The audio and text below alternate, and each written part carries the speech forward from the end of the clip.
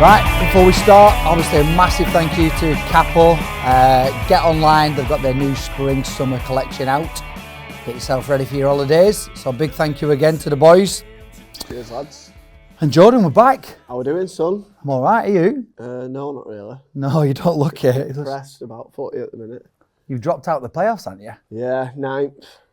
Only 1 point off playoffs, but just doesn't look good, does it? No. Feel good. It is really tight. Yeah, it is. And what's the reason?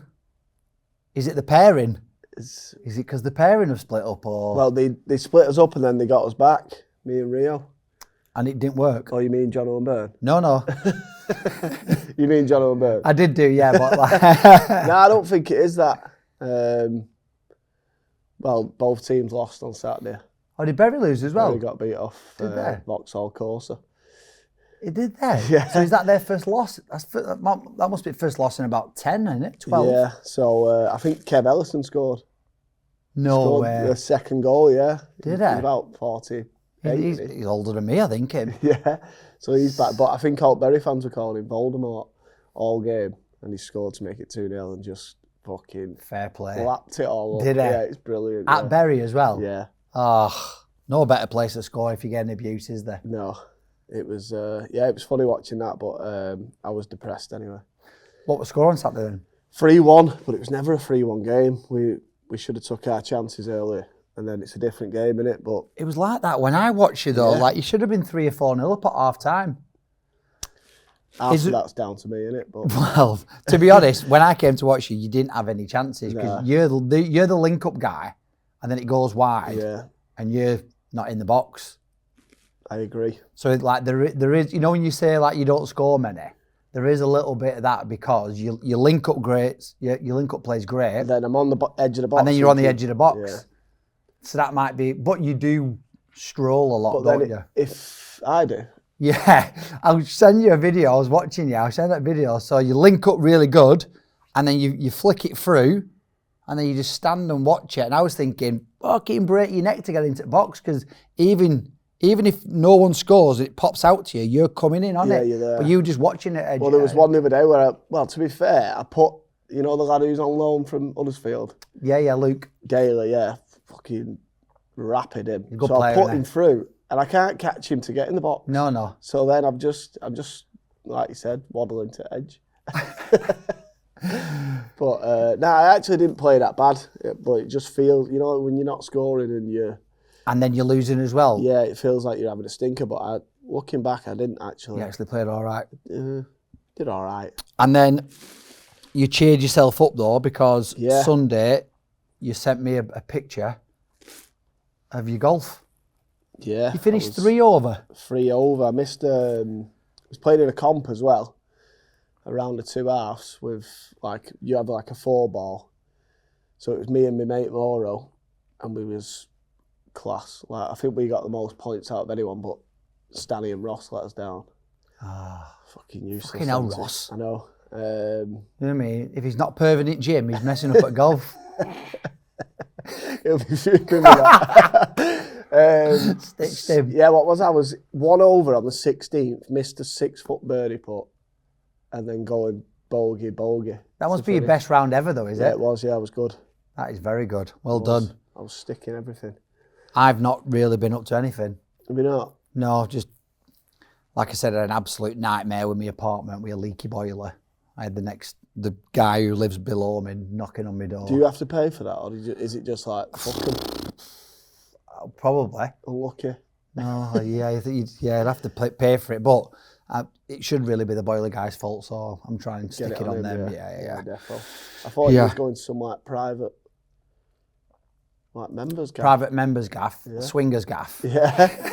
Private swingers. I've not told Melissa about it yet. I mean, it's a birthday surprise for her. She'll be all right, won't she? Yeah. Guess what I've got for your birthday? Another boyfriend. Well, I get another girlfriend. Yeah. No, I've got a visit at that Soho house on Wednesday, so that'd be quite cool. That sounds too posh for me. Yeah, it's very. I don't think you'd. Yeah. I don't think I'd fit. I don't think you can play Amy Winehouse in there. I don't think so. I mean, you could do, but it'd cost you about £300 a bottle, so probably not worth it. Can't afford it.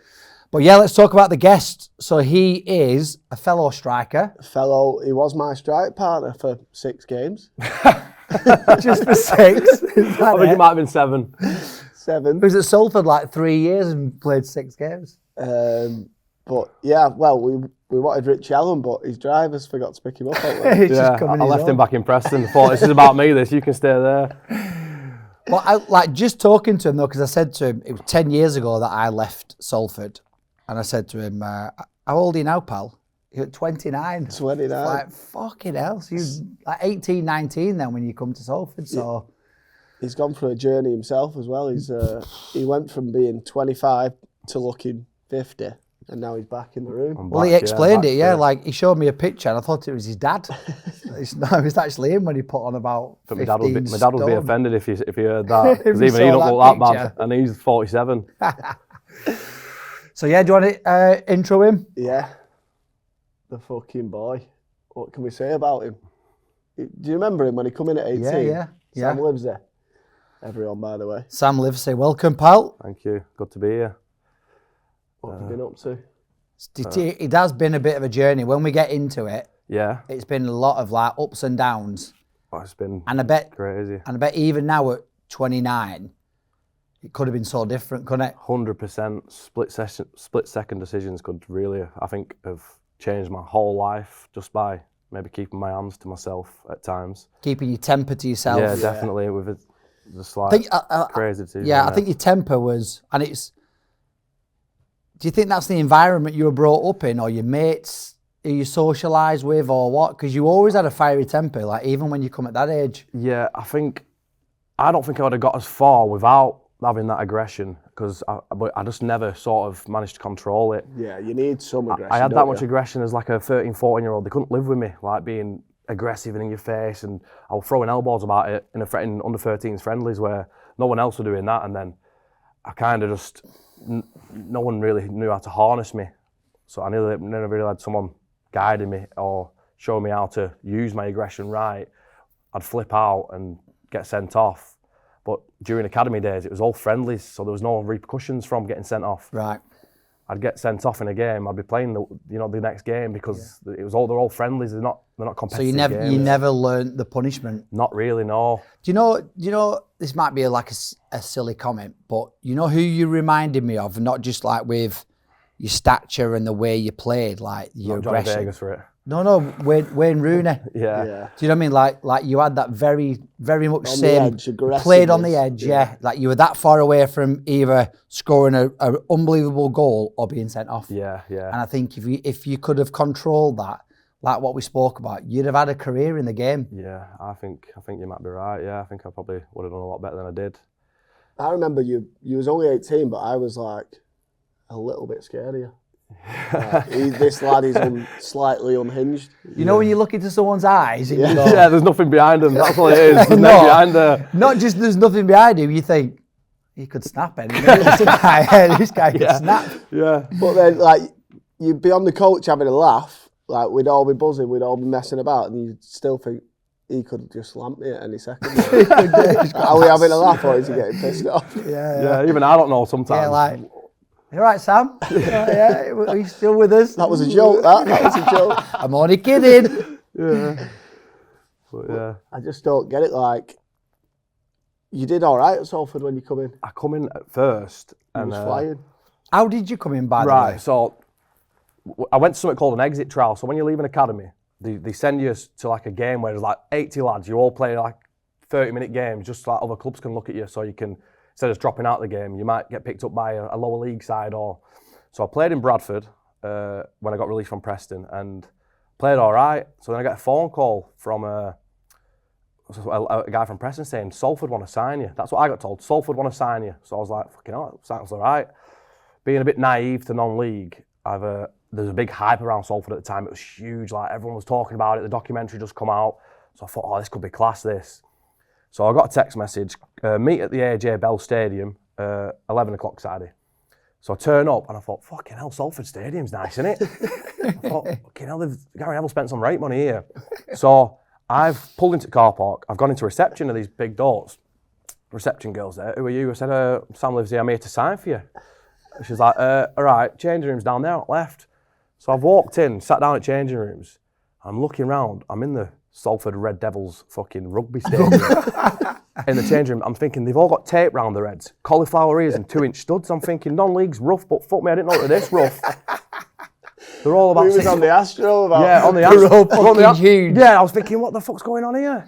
So, he went, who are you? Who are you? I said, and thrown you a top. Yeah, all right, yeah, go. He said, who are you? I said, I've come from Preston. There's like Preston Grasshoppers. I went, what are you on about, Preston Grasshoppers? That's rugby. I said, Preston North End. It's like, you're on pitch behind. Everyone's pissing themselves out like a right cock.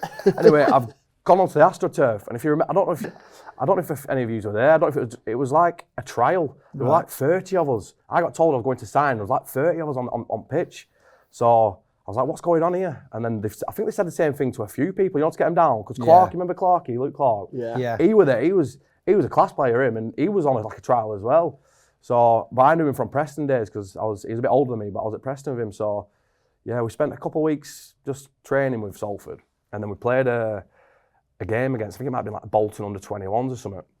And Gary Neville come down, and I scored an hat-trick against them. And John and Byrne said, Gary Neville wants to speak to you.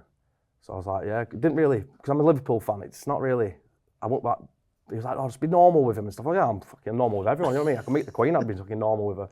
So anyway, going to like a change room, said, I want to offer you a contract. So I didn't understand what that meant.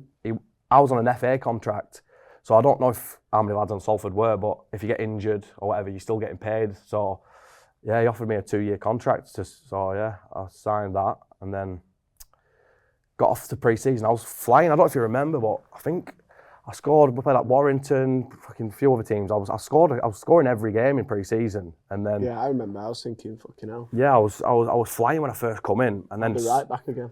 I can't remember what happened. Was it the second season then for me? Yeah. When he came Yeah. in? I think it was your second season, and I was doing all right. I thought, you know what, I might actually do something here. And then we had a game. I don't know if you remember this. We had a game on a bank holiday. Obviously, not being young and naive, I was chill. It was Monday, so I thought, oh, Monday, it's a night game, innit? I sat there in bed at fucking 2:30 in the afternoon, just chilling for a night game, chill out. Jono rings me. Sam, where the fuck are you? I said, I'm in bed, Jono. Why, what's up? He goes, you got a fucking game in half an hour? I'm in Preston, an hour away from Manchester. I said, it's 7:45 kickoff, innit? He went, you're going out on loan now. I was like, shit. So I fly into Manchester. I got there just before half time of a fucking game, and against Hyde it were. And he brings me on at half time, and he said, this is like sink or swim this. If you don't pull your finger out here, you're gone. Like, on loan. And yeah, I didn't play good, to be honest. So I think that was the end of, that was the reason why I sort of got shipped out the first time to was it? Oh, I went to Nelson. Sorry, yeah, I signed for Nelson in North West Counties. And were there an incident where you were getting a phone call, weren't you, from an American number? not a Spanish number. Spanish number. Yeah, so this is when I first joined Salford, and I think I took him a bit by surprise because I was doing quite well. I got a phone call from a Spanish number at night time, like a mad night. Anyway, I answered it. Hello, hi Sam, it's Phil Neville here. I thought it was one of my mates on holiday. So I said, fuck off, put phone down. Anyway, phone's going again. I thought, I'm getting wound up here. I said, listen mate, I don't know who you are, what you want, but leave me alone. If you're on holiday, just piss off, put phone back down. And then got a text message from Gary Neville. Sam, Phil's trying to call you. Stop telling him to fuck off, will you? I'm like, oh my God, I can't believe it. So I rang him back with tail. Like that would only happen to him. I know. So I rang him back with tail between my legs. Look, Phil, I'm really sorry. He said, I bet you get it all the time. Anyway, it was... Phil went, fuck off. Yeah, put phone down. Yeah. So, yeah, it didn't go down too well. What was the chat about then? So, I weren't built like a footballer, I don't think, when I first come in, because I had a bit of time off. And his wife's a nutritionist, so she sent me like a diet plan to stick to, which I did for about 16 minutes. Then I got hungry and ordered a kebab. I can't do this. And yeah, they sent me to Bury. So Gary Neville's dad, Neville, he was the chairman at Bury, if you remember. So he sent me to Bury. I don't know, I think he said like to get fit or something, but I don't know if there was something in the pipeline to maybe go and sign for Bury. I don't know. What league were they? Were they still in the league then? They were in League One, and they had a few big hitters at the time. What's his name, the striker? Leon Clark? He were there. Yeah, there was Etihad, Carrington. Right. They took Carrington's training ground, so they had all them facilities. I've gone there. And now we're basically one-to-one with a fitness coach. Right. Because Flitcroft was manager, and I've gone in and he's looked. I took one look at me and went, "You're not fit enough to train with us." So he said, "We'll put you for a fitness test. If you're fit enough, I'll let you train with us." So he put me on like a VO2 max, we've all strapped up. Yeah. And put me on a treadmill on this mad run. And he said, if you get over like 14, he said, you can train with us. He said, only 2 players have completed it. And I swear to God, he stood in his window above in his office watching me the whole time, and I completed the test. I don't know how I did it. I must be good on treadmills. What I got him to do, I got him to put a stick over my head with a donut on it, and I just follow it donut all the way. Following the food. Yeah, but so I trained with him for a bit, and it just really weren't for me. I didn't like how I was treated there. It's just, I was a bit of an outsider. I probably, looking back now, if I stuck at it, just keep your head down. I kept my head down, kept my mouth shut. All the facilities I've got there, I could have got really. Do you think that there then from Gary, him and Phil or whatever, have seen something in you as a young lad? Because you was, what, 18? 18, yeah, I think so. And they've give you a bit of a chance to go to Bury, you've not quite... I've not quite twigged what was going on. I should have just kept my mouth shut and knuckled down, because you don't see it when you're that old, do you? You're blindsided. When you get a bit old, you start to realise what's going on and stuff, and you don't... What that opportunity was, how you should have... Take a step back, but I didn't really have anyone guiding me. My dad's not a football man. Yeah. My family aren't really... I had no one... I did have an agent, but when I got let go, they sort of just pushed me to the side, and that was it. So I didn't have an agent at Salford who could sort of guide me and tell me what to do. I should have definitely stuck to it. But there was obviously a little bit following you around though at that stage, because there was a reason why you got released from Preston, and it weren't necessarily your ability. No. It was stuff that was happening kind of on the pitch, off the pitch. Yeah, so I got in a training ground fight with one of the lads at Preston, and they kind of kept that hush-hush. So how did that doing well? How does that come about though? How's it started? Is it a tackle? Did you not like each other? No, we didn't like each other from day dot. And obviously we live together, we eat together, we fucking shit together. You know what I mean? It gets a bit much sometimes. We're training. He's put a late tackle in on me, so I thought, you're getting one back on you. So my mate stitched me right up. He's put a ball right. He knew what he was doing. He rolled the ball right at middle, and I've just nailed him. He's kicked out at me, but I don't mind an auto tackle. But you kick out at me or you try and hurt me, it's on. So I've just lamped him. I've got youth team manager on my back. I've got 2 other lads trying to get hold of me. Who's that, Nicky Harrison? Nick Harrison, yeah, you know Nick Harrison. I know Great Nick. lad, I've been in touch with him recently. So I've got him on my back and he's hugging me, and I'm just swinging him off me, and I'm just swinging for this guy. I'm just anyone in the vicinity is getting it, I promise you. I'm just flying at everyone. So then I think because I've been there for that long and they liked me, they could have just gone, look, you're gone. I could have just ripped my contract up, but he said, look, we'll send you to Morecambe on loan. Go and play there for a bit, sort your head out. And I think that was the nail in the coffin for not getting a pro at Preston though. So I went to Morecambe, where... Jim Bentley was the manager, the first Jim, team manager, Big wasn't Jim was manager, Jim Bentley. Kevin Ellison were there as well, he was some boy. And they haven't won a game all season, the youth team there. So I went there, because they're like more college lads, where I've come from an academy. It's the standard's not as great.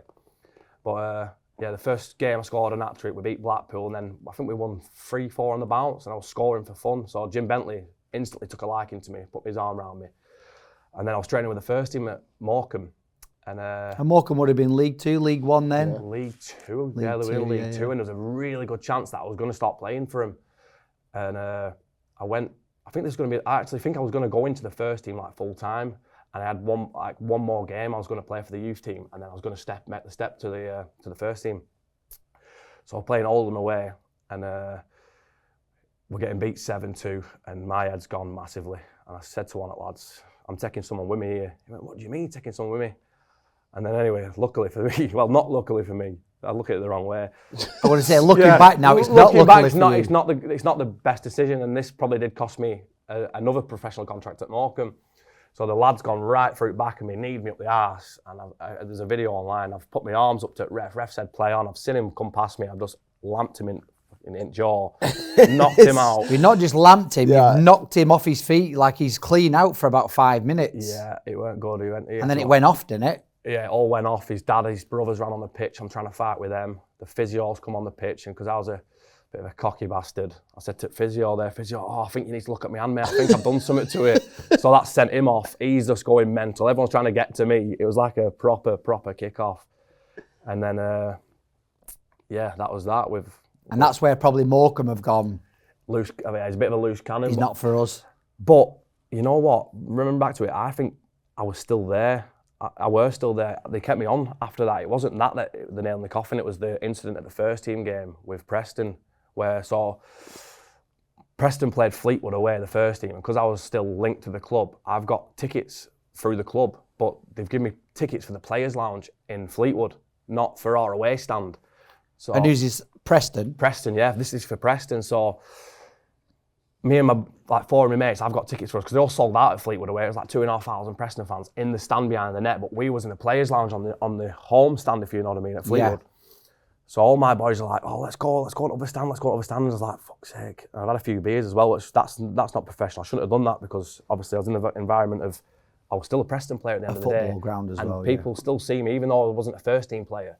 People still knew who I were and stuff, and they seeing me having like knocking a few back. And they put you in there because they think if just keep him in that players' lounge, he'll be fine. He's a player. Yeah. He's not going to do nothing. He's not going to misbehave. Yeah. And you're 18. Yeah, and I'm 18. But anyway, I went into this. We sort of snuck into the away stand with all my boys, and then we're in there, and the stewards have seen us come across. So the stewards followed me up the stairs, and he said, "You're in the wrong stands. Let me see your tickets." And I actually weren't being a dick. I was just saying, "Look, mate, if I'm in the wrong stand, we'll go down there." And he's grabbed my arm and he's put my arm up my back. And I've just said, what you doing, mate? So he's just like one of them who's like, with Ivy's on, thinks he's something. So as I've pulled my arm off him, he's gone flying down 4 flights of stairs. And I'm like, oh shit, I think I fucked up here.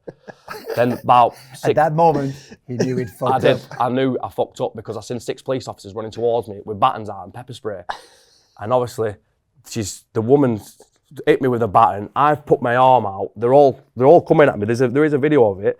They're all coming at me. As I put my arm out, I've just like pushed her in the face, open hand. I didn't punch her, and she fell on the floor. And they're all just on me, thingy. And then, I got locked up in Blackpool, Nick. No. Yeah, I've been arrested. Back at police van, pepper sprayed. 18-year-old. I'm absolutely shitting myself. I'm not gonna lie. You've got arrested at your club's away game. Yeah. So Pissed. Obviously, I was attacking a police officer, pushed the student down the stairs. Yeah, but it sounds bad, but I could have avoided it all. I could have avoided it, but it was a genuine mistake. Yeah, it snowballed, didn't it? Yeah, it snowballed quickly. Yeah, definitely. Yeah. It's just gone down the wrong. Anyway, so I was in Blackpool, Nick, and like I'm stood there at charge desk. So like occupation, I said footballer. They went, yeah, of course he is. I said, no, seriously, I play for Preston, and they're all like, oh no way. So they're like, oh, big news. Yeah, the police officers were loving it. And I'm trying to think. No, seriously. So you're at the charge desk. Did they put you in a cell? Yeah, they put me in a cell. I was there all day. I think they got me in there about 3:30. I didn't even get to see much at the game. I got out at like 11 o'clock at night. No trains. I had to get a taxi back from Preston. You had to put your shoelaces back in. No, weren't that bad. No, do you know when you get your phone back, how many phone calls have you? Well, my phone was dead when I got it back, so I didn't hear anything from anyone until I got back to Preston. Yeah. But obviously, my girlfriend at the time, my mum, everyone's ringing, police stations, hospitals, everyone's looking for me, and But the thing were, I was in a meeting about hitting a lad for Morecambe with the chairman, Peter Isdale. I was in a meeting with him a week before this, like a week or 2 weeks before. I sat there around the table, and he's actually been all right with me, Isdale. He said, look, we can see what's gone on. He's probably assaulted you, but you've gone about it the wrong way. But he said, we're not going to sack you. He said, we'll suspend you for now. But he said, we'll still pay you. You can still come in and train with us. But he said, we'll just suspend you. So then obviously this has happened with the police. I'm back in his office within a week. And he said to me, I have never had a youth team player in my office. You've been in twice in 2 weeks. Yeah. So I'm like, oh my God. For both serious things. Like, that's the end then, isn't it? Yeah, that's where I knew that's it. It's come to a fucking end. But then I got a second chance with Salford coming in. And I didn't take it. I didn't learn my lesson. It's not good. Well, no, you're young and naive. That's what it is, isn't it? And like you said, I always think everything spirals from having a beer.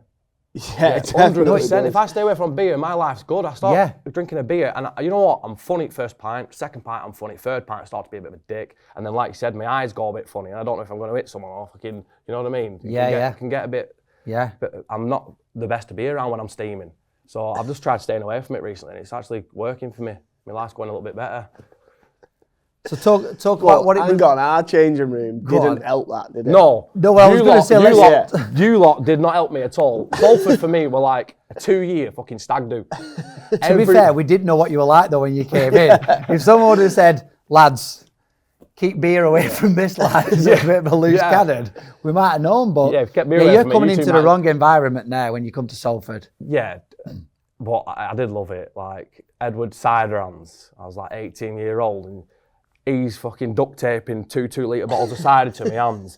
And he says, right, everyone's got them. I'm looking around the bus, everyone's got these bottles of cider on the bus. I think we wiped out like 3 shops trying to get these bottles. Last person to finish the 2 2-litres has got enough, last person to finish has got down either a pint of piss or another 2-litre bottle of cider. I'm obviously only 18, I'm like struggling, swaying all over the place. Everyone, I think you lot poured him down the toilet because I've not even finished one and they've not finished, so I had to drink the other one, and then he's going, pint of piss or... I'll be honest with you, we were experienced by then. Yeah. We were experienced. Yeah. Right, so the fucking Coke's floor piss went through, wasn't it? I was just going... Oh, is that what you were doing? Yeah. You bunch of wankers. I knew there was something fishy going on. So I downed fucking about 6 different people's piss. Because I took the piss. I weren't drinking another bottle of cider. And I think I got tonsillitis from it. So. Cheers for that. Tonsillitis. I did. I had to pull over and get some ice cream. My throat was burning. It was on fire. I don't know what was in that, but it was what it is. To get some. Have you got tonsillitis? Well, yeah, it's a big story. Yeah, it weren't good. I want to know what. Obviously, you had to pick up Richie Allen, drop him off every day. Like, what was he like? Because you're obviously both from Preston, aren't you? Yeah. Did you know Richie before you joined Salford? I knew of him. Yeah, we're both from Preston. We're both Preston lads. I knew him from like football and how good he were. Because everyone goes on about him, don't they? How good he could have been, and like I remember watching him in training. How like you just think some of the stuff he used to do was stupid, weren't it? We just got that natural talent. But no, I signed so you all laugh and go, oh, you're Richie Allen's taxi driver, which is quite funny, and I do think it was a good story, like. But I signed a year before he come, so I didn't sign for that, but I did turn into his Uber driver, and so it's just to pick him up for training. I got injured, so I was just literally chauffeuring him to train and then back. At one point, it was just getting straight into the back of the car. He wasn't sitting next to me. Don't want to talk to you. No. Fucking put his headphones in. I put my little cap on, my little driver's cap. Put flick meter on, right? Where today, pal? Pretty much. So, like, just talk through the injury, because, like, when we walked in, obviously I was with Paul Scholes. Yeah. And you were behind us. You was like, Scholes here, blooming out. Like, you've probably not seen him for what, 10 years? Yeah, it must have been about 9 years. And the first thing you said, so it must stick in your head. Yeah, definitely. First thing you said was, you guys didn't fucking sort my knee out at Salford. Yeah, so I'm still not forgiving you for my fucking knee. So... What did you say that to Scholes? Scholesy was like... Yeah, because I just treat people Scholesy out. didn't You know what I mean? like, who's this lad? And I was like, Sam Livesey. He's like, oh yeah, bloody hell, Sam, how you doing? Then when I walked in, he went, do you think I should have called him Paul? I called him Scholesy, like he's one of my mates, but I don't know what you call someone. Right, yes, so, obviously, at Salford, you had the injury. I don't think... Yeah, I was actually I presume Scholesy don't even remember it, but... Probably not, no, because, I went on loan when I missed the game, because I was in my bed, because I got the times wrong, I went on loan to Nelson. So I played for Nelson for about 7 or 8 games. I signed a 3-month loan, which actually I didn't even know I signed for him. Someone must have knew how to do my signature quite well, because my missus... Was Falsey there at the time? Falsey, Paul Falsey, no. Go on. My missus gave birth to my first child, so we're in labour. Wait a minute. How old are you? 18. 18, you've had your first child as well. Yeah. And I got a text off someone saying, oh, congrats, mate. I said, what are you on about? He said, I thought about the baby. Oh, cheers, mate. Yeah, I had a little girl. He went, no, you signed for Nelson. I went, what? Have I? He sent me a link to like Nelson Gazette. Sam Livesey signs on loan from Salford. I was like, fucking hell, cheers, John. Oh, nice one for telling me. No one told me. No one told me. And this is a Saturday morning, I'm getting a phone call off the Nelson manager saying, we're playing Alsager Town, where can you play? I said, mate, my missus just gave birth 8 hours ago. So anyway, I ended up driving down to Alsager, left her in hospital with baby, gone down there, scored 2 goals. And once I thought, I'm on the right track here. That North West Counties is quite a bit of a step down from Salford. Who was the gaffer at the time? Felly. Oh, yeah, Mark Fell. And he did a dirty one. Because what I was on at Salford on my contract, he didn't tell the chairman of Nelson. He was paying me out of his own money. Yeah, he was giving me, he was telling him I was on so-so, and then he was backhandering it. So when he got sacked, I was on a 3-month contract to them. They had to pay me, because I got injured when I was there. So he had to pay me 2 months' money, and he's turned up with this money, and I said, that's not right. I said, I'm on a contract, he said, that's not what I've been told. Anyway, he had to come back, and he paid me up, to be fair, at Nelson. Did they? Yeah, he paid me the full money. So, Felly, you're a bit of a naughty one for that one. Yeah, but he was obviously doing you a favour. Yeah. But he didn't want to take it out of his budget. Fair play to him, like going in his own pocket. Yeah, going in his own pocket to sign you. Yeah, and I got him sacked, so it didn't turn out too well, did it? But no, I was flying for Nelson. I think I scored about 13 goals in about 5 games, and then Jono rings me saying, Did you get injured at? Yeah, well, this is what happened. So Jono gives me a phone call saying, listen, me and Bern are coming down tonight to watch you. He said, we've been seeing like highlights and stuff. You're flying. He said, play tonight. And then we'll bring you back to us, because I was actually meant to be coming back to Salford. So I said, sound. We're going to cut it short, Malone, and playing against someone I can't remember it well. I think it was Atherton Coles maybe, and we're winning 3-1. I've scored 3, and I thought, I'm flying here. I've gone to go past someone, and he's not even touched me. My stud's stuck in the ground, and my knees it made a popping sound on the outside, and I just knew straight away. I've never had a bad injury like that. I knew straight away that I've done something bad here. And the referee gave me a free kick for it. He didn't touch me. I said, listen, you didn't touch me. So all the Coles fans are going mad on the side. You cheating bastard. And I couldn't stand up. So anyways, they've managed to get me up, and they're taking me off the pitch, and this fucking bold fan, this little fat geezer, is pointing at me, you cheating bastard. I said, cheating bastard? I said, I'll fucking pop my knee out. He's giving me loads of shit. So I've pulled him over barrier. At Nelson, tried doing him in. Anyway, people jumped on me back, and it got split up. But yeah, that's how Nelson finished. I did my cruise ship, my ACL.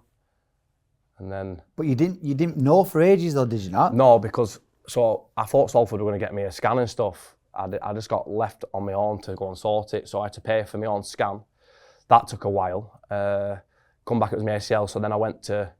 I got through private, luckily, through the NHS, because I was playing football, and they helped me out. NHS helped me out more than Salford. Was that linked with the PFA or not? Because you was yeah, Preston. Because I was at Preston, so even though I was only in the youth team at Preston, you're a member for life. Yeah. And they help you out with anything, any sort of addictions or debts and stuff.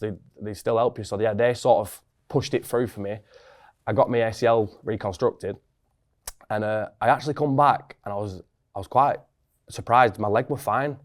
And Val McCarthy, is he the physio at Salford? Yeah, Val. Yeah, he was too bothered doing interviews at BBC than doing my rehab. I've turned up, and Val's outside with cameras like that to me, 5 minutes. I'm like, it's non-league though, isn't it? Other lads, House and Dom Smalley, they're all doing their own training, and I'm just sat there waiting for him, because I'm used to being at an academy setup where you've got a physio putting full sessions on for you. Every day as well. Every day. I used to come in, I used to know on the board what I'm doing. I'll be out running with a fitness coach and stuff. It's a different world when you come to non-league. Yeah. And I didn't I didn't get to grips with it.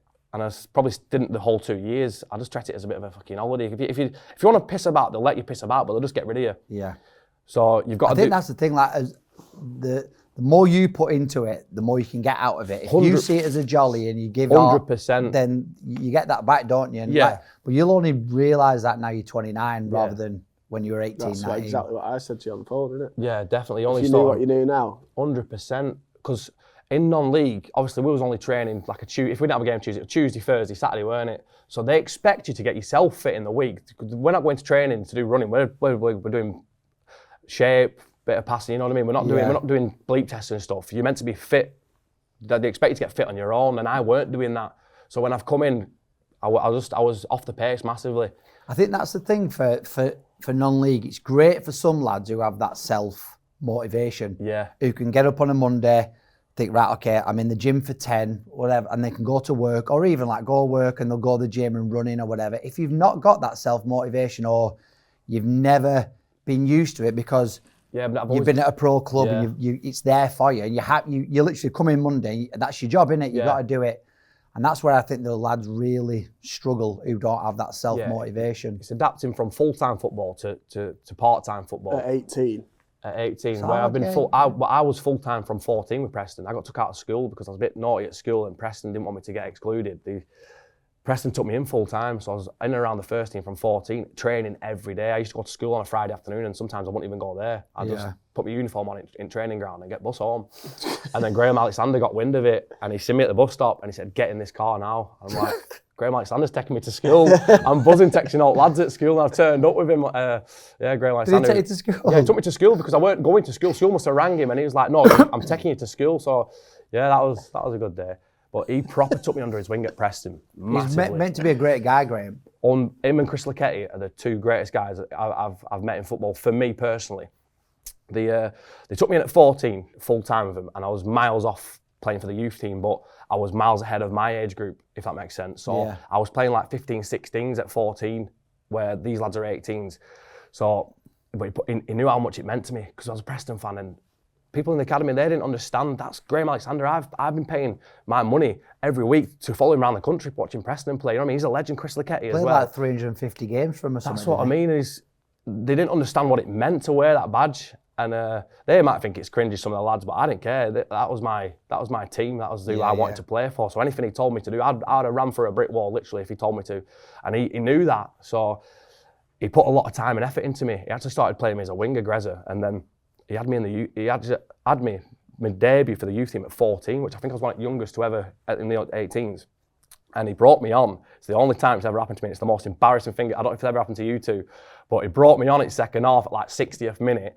One of the lads got sent off. I've not even touched the ball. 3 minutes, he took me back off. Oh, no. He took me on and took me off, and I was like, 3 minutes? It was about 3 minutes. I didn't even get a touch. Oh no, sorry, I touched the ball once and I was buzzing. I was like, "That's me, Dad. I got a touch. I didn't give it away." Yeah, about 14, he took me on, and so I was absolutely. But they was all like in change room saying to this lad, "That's disgraceful. You've just ruined his. He's just come on for the first time, and you've done that to him." I'm like, "Mate, don't worry about it. I'm buzzing me. I touched the ball, and I'm still happy to be here. You know what I mean?" So, but then because I dealt with that in the right way, because I was still like buzzing and that, he started introducing me to the youth team a bit, right, game by game, and then by 15 I was playing every game for the youth team, and I think I peaked maybe a little bit too quick because I was yeah, peaked at 5. I know you're at Bolton, weren't you? I see it on every podcast that you've done. We're at Bolton. Hope you guessed that. He never mentions it. I know. You're not dogging me here, we're on you. You fucked up more. Yeah, have I know. So, played for the youth team. Then he played me in FA Youth. Have you played in the FA Youth Cup before? That is like the ultimate. It's the pinnacle for a youth player. Youth team, because you play whoever you draw, you play at their ground. Yeah. So we got Gateshead, which they were like fucking Gateshead, but I was buzzing. A big stadium, running track around it, and he started me. I couldn't believe it. They took me out of school for the day. And you started? Yeah, they started me at 15-year-old. I think I was one of the youngest players to start in Youth Cup as well, and. My mum's listening to it on radio because it's on that P&E player. All my family sat around the house, and ball goes over the top and I knock it back down and we score. We go 1-0 up. It's like Sam Livesey's just set up Brandon Zabaka. All family are cheering at home and my dad's buzzing. And then I got took off at about 90th minute. I played nearly a full game and then we got beat on penalties. So yeah, it was a nightmare. But then Grezza was like, that day after, that was on the Tuesday night, the Wednesday, he said, "Can you get your dad to come in?" And I'm like, "Fuck's sake, what have I done wrong here? I'm only 15, I've done something wrong." So my dad comes up, my dad's like, "What the fuck have you done?" Because he's used to coming into school when I've been bollocked. He's not used to me getting anything good. Any praise. Yeah, so my dad's turned up and he's like, what have you done? I said, "Dad, I really don't know what I've done." So he took my dad into a meeting and he's like, "We want to give me a scholarship now. Like, it's like a year and a half early from what we should be getting it." So instantly we're like, "Yep," we signed it. And then 2 weeks later, Grezza goes to Fleetwood, first team manager, and I've signed my scholarship already. And he was the reason I was playing. Nothing against Nick Harrison, but Grezza loved me, and I was always in the team. And then he goes to Fleetwood. I'm like, oh my God, I was signed 2 years here, and he's just left. Yeah. And there's no way out of that. Preston's no way they're going to release me because I was doing well at the time. You can't do, yeah. At Preston, you're in digs, weren't you? Yeah. So how was that? Was that living with other players or a family? So we had a couple who used to live, so it was a 4-storey house, it was a massive old house. And we had a couple, Mick and John, who was about 50, 60 year old, and they used to look after us, cook our teas, clean up sort of thing. And then, there was 20 of us in this big house. And it was there? just I think I know where the house is, on the corner. Garstang Road. Yeah, near the Garstang, old massive bank. house, innit? Yeah, Mick and John lived there and that? Yeah, they lived in the Yeah. basement then, but no one's ever went in that basement. So I think it was some sort of sex dungeon with swings and that. Yeah. Go on, Mick. Yeah, no, I'm only joking. Yeah, but no one ever went in the basement, but that's where they lived. So they used to just leave us to it, sort of thing. R5, tea would be ready. We'd all have to sit down. So it'd be first years on one like big long bench, second years on another long bench. And the second years are always like, if there's anything going on with first years, they'd always like be stirring it, because they love to see kickoffs and that. They're a nightmare. So me and Roscoe, Brad Rock quite well. Yeah. He's a great lad, honestly, great lad. But when we're going through pre-season, everyone's knackered and tired, and you all hate each other at times. And we've got sausage, mash, onion gravy. So we're sat there, we're giving each other a bit of stick about, like, he's from Burnley, so I'm saying, like, you're inbred bastard and all sorts. And then he goes to my family, and it got a bit heated, and everyone's getting involved. And I've really bit and just lost my head. So I've just stood up, sausage, mash and gravy on my plate. I've gone over to him, flipped it, squished it into his head, pushed it all down, and then fruit plate at wall. Everyone's jumped on my back, and we're just trying to go at it with like sausage and mash all over his face, gravy running down face. It was a nightmare. You've had a few people jumping on your back, haven't you, on this story? It's quite a common occurrence, isn't it? He said something about my family, so I put sausage and mash. Sausage and mash on his head and squidged it in. Sausage, onion gravy running down Roscoe's a face. big lad as well. Yeah, he's a big lad. Yeah, you did. I wouldn't mess about with Roscoe, me. Yeah, but so that was quite a funny story. And another, What was it, Mick and Kath? Mick and John. Mick and John, Mick what and did John, they the say about loveliest. that? They were. I thought I'd got sacked for it. I think they were that shocked because I literally got the plate and discus threw it into the wall as well, and it just went everywhere. Everyone just stood back that much thinking, this guy is not well. So I think they sort of like... Did they report you? The youth team manager come down and that, he was fuming because he had to come out like... Nick, again? Nick come down, yeah. Nick's like, fucking Sam Livesey again. Is it him again? And he turned up and was just like, fucking hell, Sam, you can't be doing things like that. I was like, yeah, no worries, sound. I won't do it again. It's all right. Yeah, so sort of, I got slid under the carpet because I don't think they have to fill paperwork out. Knife and fork on wall. Yeah. Eating his mash. Yeah, staying still on wall. There's still a sausage knocking about somewhere. But and another time in digs. They have to do paperwork, so they couldn't be asked doing it. Yeah, They just left him. they can't be asked doing paperwork, can they? So they're just like, hush it, shake hands, lads, that's it, it's done, innit? Is that it? Yeah, because when I was there, I think it's the LFA. LFA, is it? Where like it's more like the education side. They massively come into the youth teams, and like it was just everything with paperwork. All the sessions you have to do, just in the paperwork. The booklets like this, for you. Just to do a training session. It weren't like that, like 15 years ago. No. It just went a bit stupid. So yeah, they don't want to fill out paperwork. So shake hands or get in car park and have a bit of a scrap. Well, that happened a few times. Did it? Yeah, we used to have a grappling night where we'd all take our tops off, just in shorts, and we'd all stand in living room because living room was huge. We had about It's sex dungeon. yeah, no, not in sex swing. Roscoe in chains and cars. Yeah, bumming in sex swing. No, we always used to stand around in shorts, like 15, 20 of us, and there's about 20 like mixed match sofas. It's just like something out of Oxfam, and everyone's like stood on them, and there'd be like a ring in the middle where we're all like be him versus him, and like we're all just grappling and you're not allowed to punch, you're not allowed to slap. It's just you can get all choke each other out. It's about chalking out, yeah.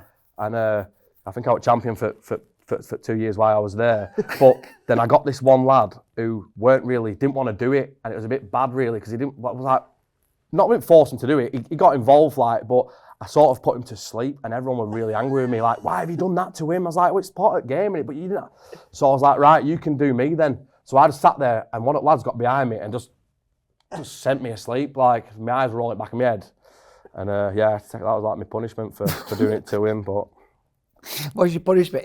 He had to put me asleep. yeah, you had to, it's eye for an eye, innit? So What's the Sleep for a sleep. What's the Aussie left back called at Scunny? Oh, played with him. He can choke you out in like 2 seconds. He just puts you to sleep. Why? Regan Ogle. For what reason? Don't know, Regan. Oh, yeah, I know Regan. He just does it for crack on a night out. Does they? Yeah. Yeah. Seen a video. should have got him involved in our Regan. in our Should've fight got club. him Honestly, fight club, it was class. We used to love it. And so another time in digs, it was so this is when we're moving to my second year. So like we're the older ones, like they respect us the first years. They're like not our skivvies, but like they do things to try and like earn our respect, sort of thing.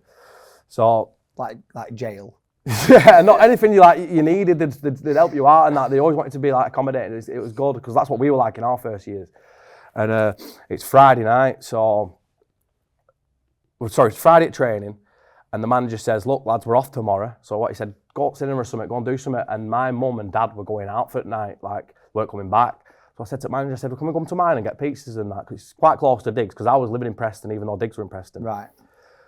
He said, yeah, go back to yours. But he said, "Sam, no funny business." Like, you know what I mean? So I was like, yeah, no worries. So anyway, we got to my house. Within 5 minutes, Remy Martin, vodka, everything's going. Like, all lads are off. We're all just drinking it. A few lads who was like a bit more professional were just watching us like, what are these idiots doing? And me and this one lad were going for it, like drinking straight bottles and stuff. Anyway, this lad is I won't mention his name, but he's 6'6", and he was about 105 kilos at 17. He was a monster unit centre half. So anyway, Not Roscoe again. No, it weren't Roscoe. It was another one, but we'll just leave his name anonymous for now. So we've managed to carry him to the car. He's legless. We've got to get him back to house. But obviously Mick and John are in their living rooms on the bottom floor. So like we've got this big lad into the boot. Do you have a curfew as well? Where you got to be back? Curfew. Yeah, it was 10 o'clock on a match day. You got to be in for 9. 10 o'clock usually, so you can't come back after 10. Oh, you didn't miss your curfew then? No, we managed to get back in time, absolutely steaming. So we got. How pissed have you got so quickly and you're going back to 10 o'clock? Straight out of the bottle. We weren't drinking Smirnoff Ices like you lot do in your fancy clubs. So we've managed to bundle this big lad into the boot of a Fiesta. We're driving him back through Preston, and I said to my mate, "Stop at kebab shop." I said, "I'm dying for a kebab." So we stopped at kebab shop, and my mate goes, "You don't want to turn round?" I went, "Why turn round? This lad's managed to get out at boot. He stood in the middle of a fucking 3-lane road, pissing all over the place." We're like, "Oh my God, cars are driving past him, honking and that." He's just like stumbling about.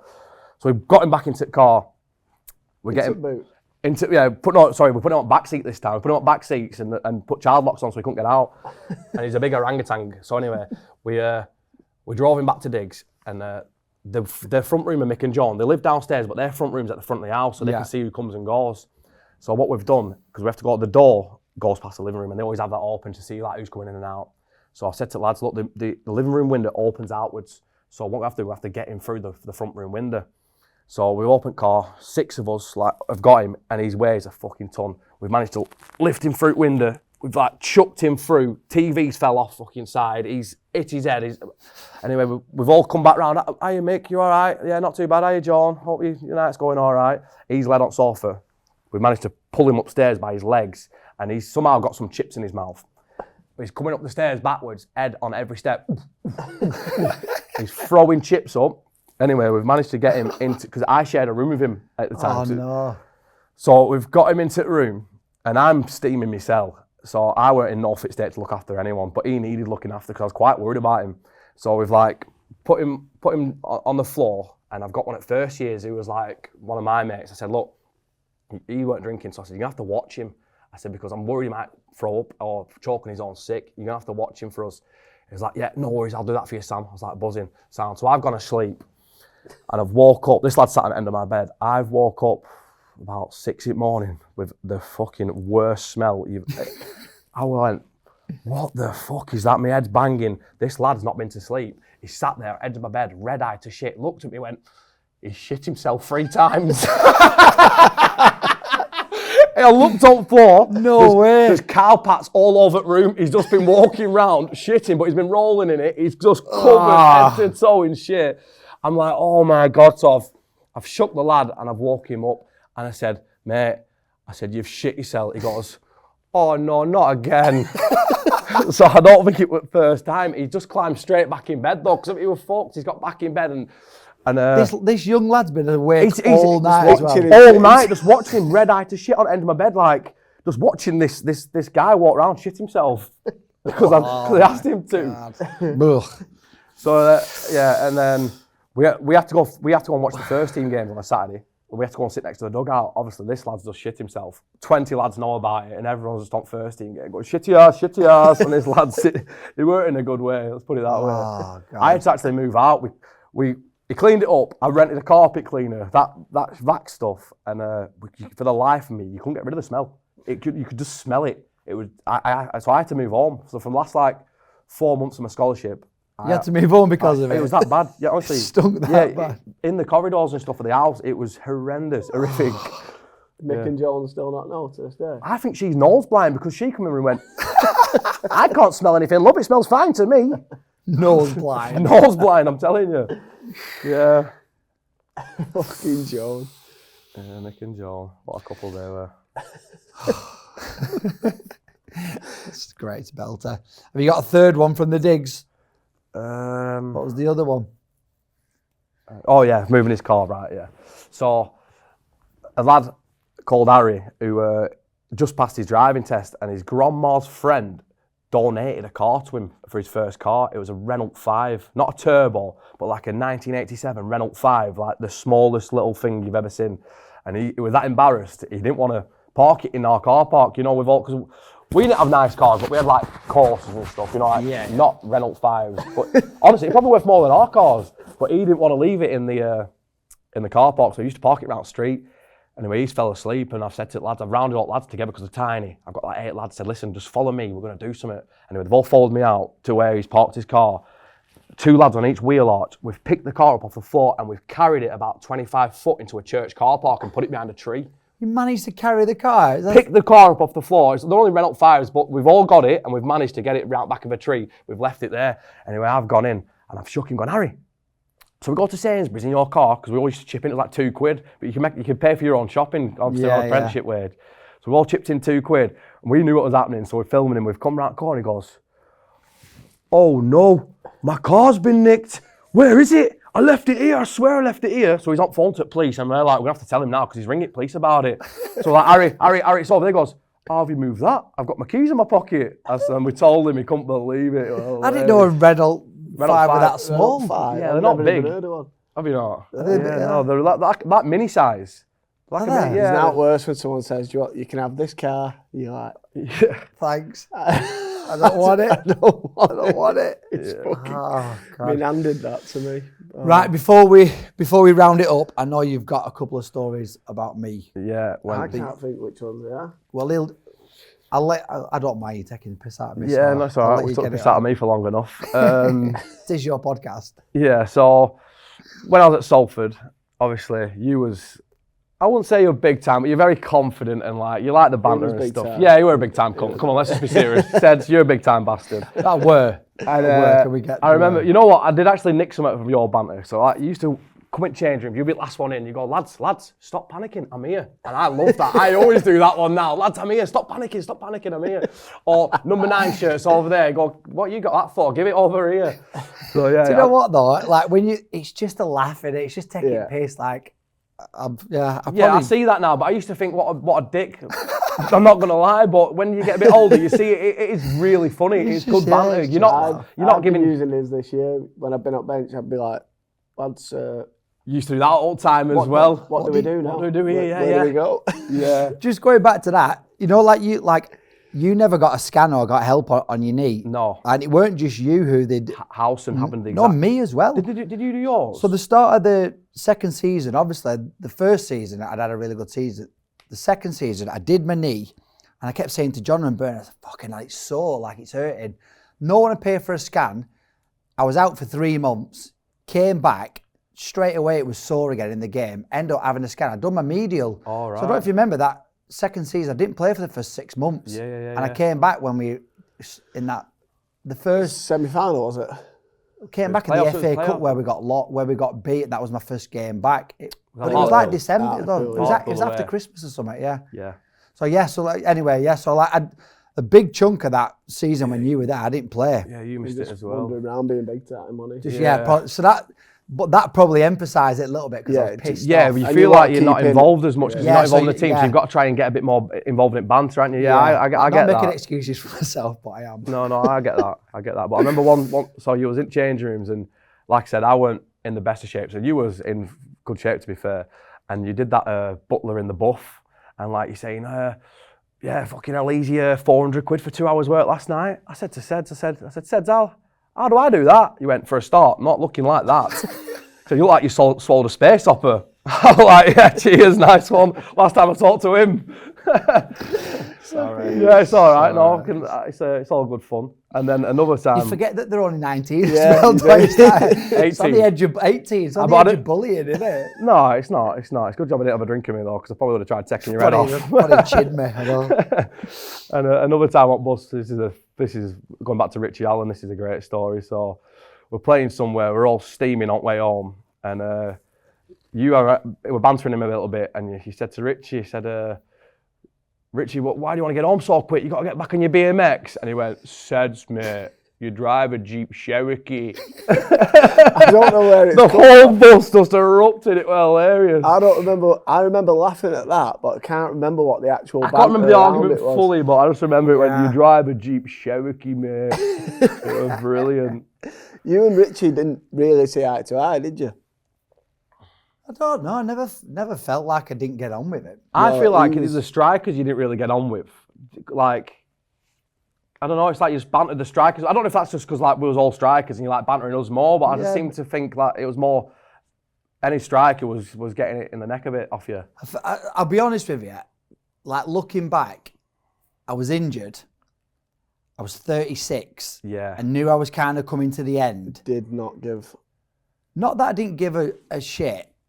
I think it was a bit more like I knew I was coming to the end of my time and the other strikers were taking my place. Yeah. And I probably tried to banter them off a little bit, probably a little bit through jealousy and a bit like feeling a bit sorry for myself. Yeah. So I needed to probably give them a bit more stick, you know, like you said, to be involved, to still look like I was like, not the boss of the dressing room, but the older pro. That's where I wish room. you... And that's probably wrong of me. Yeah, I wish you, because I was 18 and you've been 18, I wish you just put your arm around me and said, look, you don't have to get involved in like the drinking and stuff, because you've been experienced, you've been there and done it, you know what I mean? Yeah. I wish I didn't have anyone like that around me. I was just getting involved in all the antics and stuff, and I loved it, don't get me wrong, but maybe if I just had someone to just say, look, just calm down a bit, get in the gym, start training, because I was there for a laugh after I got injured and stuff. I was just picking up my money. You've said it so many times. Yeah. Like when you're, what was I, 25, 26, you was 36, but we don't even see the young lads as being 18. That's what surprised me so much when I said, like, how old are you now? Yeah, and 29. You said 29. I was like, what? So you were like 18 when you was at Salford? Even now, I didn't see it. I didn't see you as that. And you're probably right. Like, the responsibilities in that dressing room should have come from me and Danny Webber. 100%. But Webbs was quite Two good. strikers, Yeah, Webbs was.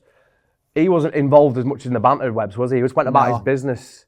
But yeah, he had some good experiences, obviously, through football. He had a Champions League winners medal, if I remember rightly. I think so, yeah. Yeah, he was, but he didn't really get too much involved like with me. I might have just looked like a lost cause, and like people just thought, you know what, he's fucking done this, done that. And do you know was what? in no fit state to help anyone. I know, you were doing the same as what I were doing, but you were just 5 years along the line. Yeah. I think you're right. I think, like, also as well, a young lad coming into a club like that, it's a daunting dressing room. It's a daunting place. It's sink or swim. And it's probably a little bit like, let him get involved, like, let him do what he wants to do, because that's the only way you're going to integrate yourself into the dressing room. Like, and looking back, it's a different environment. Probably when people are going, Amy Winehouse, drink that. If somebody went, Sam, you don't need to do that, don't do that, it might have been a bit like, am I segregating you then? Yeah, maybe not getting involved as much. Yes, that's... So but you're probably right. But like, I knew I was done at the end of that season. So like, I knew that was going to be my last season, and I did. I had 6 months injured, and then 6 months, like 3 or 4 months of Jono and Bernard not playing me. And I was thinking, I'm coming to the end of my time here. And I probably wasn't, I probably should have done more in the dressing room. And I think, you know, because you was with Richie all the time. Yeah. And Richie was like... He wasn't very professional. He was unbelievable player, but not very professional. Wasn't very professional, but like, in terms of like the lads respected Richie, didn't they? So because you was with him all the time, it's sort of like you was an older boy. Yeah. But all my mates are older now, though. I don't really knock about people my age. I like the older boys, the stories, the more mature. I've always been mates with older people, yeah. So because you started off at Man United, didn't you? Yeah. Well, say Man United, you was there for like you was there on trial for a few months, weren't you, Yeah. before you end up then going to Preston? Yeah, I was at, no, I was actually at Preston at the time, and Preston sent me there because United still wanted to look at me because I was doing well at You Preston. do so well at a young age. Yeah, so they sent me to United. I think it's one of the only times I've ever cried in football because I went to City first. I moved to Eccles. Yep. I went and lived in Eccles because City Academy, they train through the week. So I'm training for City. Did 6 weeks there. Absolutely hated it. Couldn't stand it. They're all big time. They didn't make me feel welcome at all. And then I was like, I want to come back to Preston. And Preston was like, we want you to go to Man United because there was a compensation involved in it. Yeah, they get a fee if you moved. Yeah, so they sent me to United. And when I got to United, Carrington, I just loved it. The lads were brilliant. Like playing with Scott McTominay, Rashford were a year younger. I got to meet Sir Alex Ferguson. Like he was at the training ground, and that man worked hard because he was there all day, Sir Alex, and he come and watched like a under 13s training session at like 8:30 at night. He's still in the building, you know, working. He had some crazy work ethic. Spoke to me, shook my hand, and I was buzzing. And I wanted to be there, but technically I wasn't good enough. Physically, I was above everyone. Like I was built like a man at 13. Yeah. But technically, we played a possession box and it was just bouncing off me like trampoline touch. And these lads are unbelievable. But then you put me in an 11-a-side game and I get ball and I'm just... bulldozing people. I was bulldozing through people. That's what I was saying about the Wayne Rooney thing at that young age. That kind of reminded me of it. He obviously was technically unbelievable, but I didn't have that technical side. If I did have that technical side, they probably would have paid the compensation that Preston was asking for. Yeah. But yeah, they didn't. It's a bad place to be as well, isn't it? And when everyone's popping it and you're just ruining it. It's just never been me, that. But I think now I've slowed down a bit because I was that quick. I didn't have to have a good touch. I just got the ball, knocked it past me. I'd run. Since I've slowed down a bit, since a couple of injuries, when I've just got back to playing Sundays. I'm not at any level or anything, but my whole game slowed down. I'm a lot more calm on the ball and holding it up and laying it off and stuff. When I got to Salford, it was Lynchy and Alson centre halves, and they used to ping balls into me, and it'd bounce off me, and Lynchy would go mental, like screaming at me. And say if there's 1,200 people watching you, they're all on your back for not holding it up. You've got to do the basics right, haven't you? But they don't teach you this in academies. I just got through into the deep end, go and play in front of 1,500 people, and they're all calling you a fat bastard. I think at one point my own dad was behind net going, "You fat bastard, you fat bastard." Like, yeah, cheers, Dad, nice one. But yeah, but so you were saying, in academy football, if you had a bad touch, you'd be fast enough and strong enough to get the next one. Yeah, to get the next one, I get it. I didn't have to be technically good, and Preston didn't coach me on that because I've worked with someone, Mark Sewell, who's a good coach, and he said, "I can't believe Preston never taught you how to control the ball," because he's watched me and I'm like taking it on the outside. I was dead raw and because I was that quick. You haven't been taught the basics. They never had to coach me because I was that quick and I could make up for it in speed and stuff and aggression. But if they did, maybe I'd have done a lot better in the games. Did you ever come back from that cruciate? Did you come back and play really after that or not? Or is that where it just kind of... Yeah, so after the cruciate, I went and played. He sent me out to Brig on loan. And I remember we used to call him Samba Bridge. Samba Bridge. Not remember I think that. I'm a left by then. Yeah, Samba Bridge, that was my nickname. Samba Bridge. Yeah, brilliant. Yeah. What, you forget he's 19 at this point though. Just come back from an injury. We're all calling him Samba Yeah, I Bridge. think I'd left and then you had another year, didn't you? Yeah, I think I had another year. And so the first training session back, Val said no contact. You're not allowed to do contact. And ball's gone to someone in small-sided games. I've two-footed him straight away, and he just went, "I give up with him. I can't deal with him. I can't. I've told him not to have contact. I just two-footed someone straight away." But that's how I played. I was just full-on hell for leather, and it never held me back mentally. When I snapped my cruciate, when I come back, I never let it stop me. So then I've come back and I went to Bamber Bridge, and I've scored a few goals in about 3 games. I think it's 5, 6 goals. Anyway, I'm doing really well, and we played Hyde on a 4G pitch. I should never have played on that after doing my cruciate so recently. Yeah. And I've got the ball and my stud's dug in. I like a difficult angle. I've scored. Everyone's jumped on me and my meniscus popped out, my cartilage. So then that was me out again I needed another scan. So I got another scan, went to Fulwood Hall, and this is where I needed advice. I had about 6 months left on my contract at Salford, and I thought, the surgeon said to me, I can take it out, your meniscus, so you don't have a meniscus, and you'll be back in a month and a half, like 6 weeks. Or I can repair your meniscus, you'll be back in 6 months. But then there's no chance of me getting another deal at Salford. So I thought, if I get back in a month and I do really well, I can earn another contract. I can probably, because they're going full time. I knew Salford were going full time. I thought that's what I need. Yeah. So yeah, he whipped it out at 19. I think I'm probably one of the first people to get the cartilage actually fully took out at 19-year-old, which is the worst mistake I've ever made, because even now to this day it's still not right. Yeah. But I'm managing it as with like recovery, icing it and stuff. If I do play, I'm managing it. But What's the meniscus, bone to bone? Meniscus is a cartilage down this side on the outside on of your knee. your lateral side of your But knee. now, because I've had it fully removed, I'm on bone on the outside. Yeah. So it does swell up if I do anything too vigorous sort of thing. But I should have been advised there. Like my dad didn't know. Like I said, he's a mechanic. He's never been around football. I had no one around me saying like, no, I don't think you should do that. I was on my own basically, dealing with the injury. So before we wrap it up, like looking back now, you're 29. Yeah. Like, what would you say?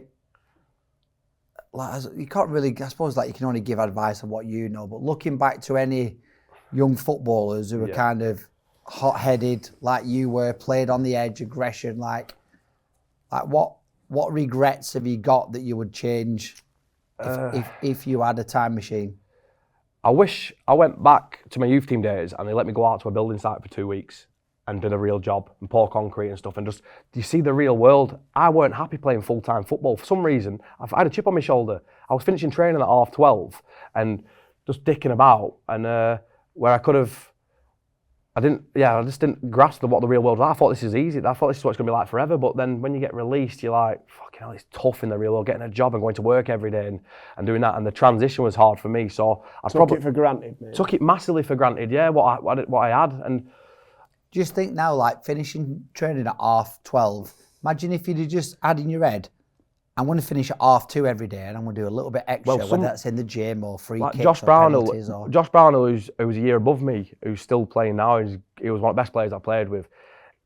He was out doing, he'd keep on at keepers and say, listen, I'm taking free kicks here for 2 hours, and we're all driving off like, look at that busy fucker, you know what I mean? You used to call him busy, didn't you? Yeah. Them lads who were the busy fuckers, they're still playing today, you know, they're playing league football. They're millionaires. 100%, and it was, you think you're going to get your chance. You don't just get your chance, you've got to go and get your own chance. Like I thought I'm going to get called up and get my debut, but not without putting the work in. You know, it's only you that can give you that yourself that opportunity.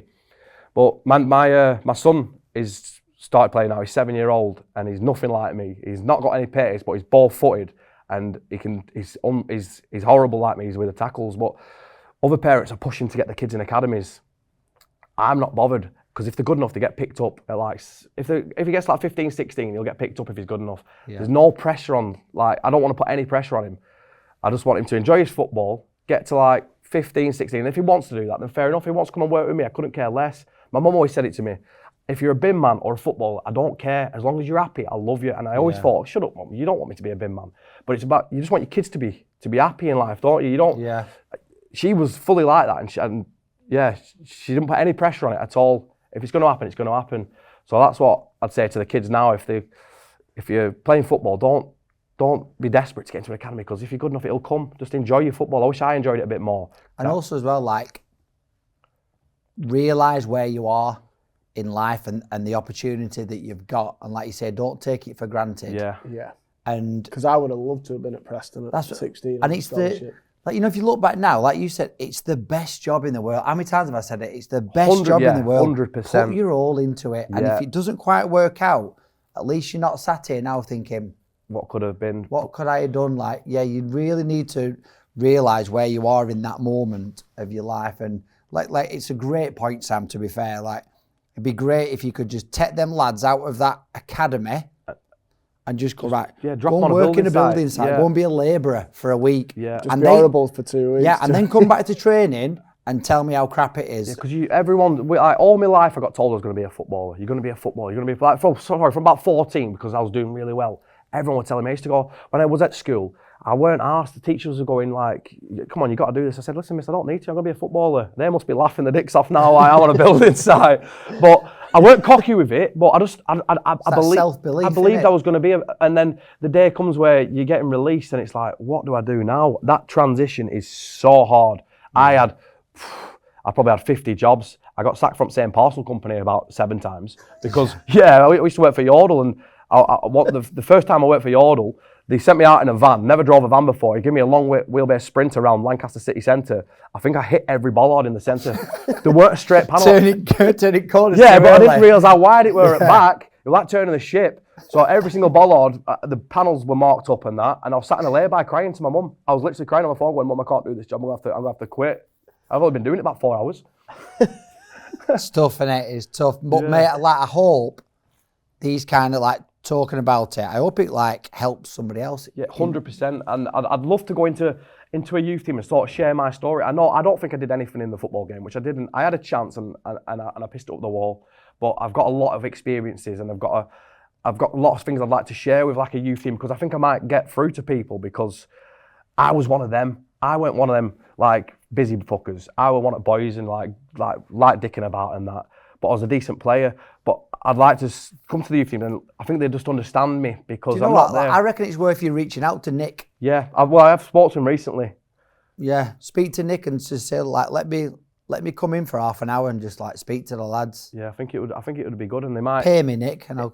Yeah, obviously I won't. But even if one of them takes something from it, exactly, even if one lad takes something from me coming in, and you might think, you know what, fair play. Said I'm gonna give it a go of this. We struggle knowing like there's a time and a place to have a laugh. Yeah. And like, oh yeah, I've struggled with that, didn't we? Yeah, we massively. was always trying to do it. Yeah, it was like, and it weren't till I got to like 25 that you can't 26, do it, can you? Yeah, where I was like, right, there's time and a place. There's a work hard and a play hard. Yeah. Well, that's I've sort of my job's quite it is professional. Like we work with children in schools and building schools and stuff. So I've had to really professional at work, and then out of work. Even still, I'm professional. Like in certain ways. Don't get me wrong. I still have a laugh and get up to like funny stuff and stuff, but I have a bit of a line now where I've got to toe the line, because my job is, I've got a really good job, good company, been there for 3 years, and if they knew if I was getting up to stupid things like I used to, they wouldn't even want to touch me. So, well, mate, I really enjoyed it. Like I said, I really hope people listen and it gives that bit of an inspiration, and I hope you do get the chance to go in and speak to young lads, because I think it'd be a great little story, and like you say, if you can help one person in that academy, it's worth it, innit? Definitely. And can I just bring up one last thing about the Three Peaks Challenge I'm doing? Yeah, of course. So, I lost my brother in November, just gone, and he took his own life the day before my birthday. So, yeah, he's ruined my 30th this year, so cheers, Callum.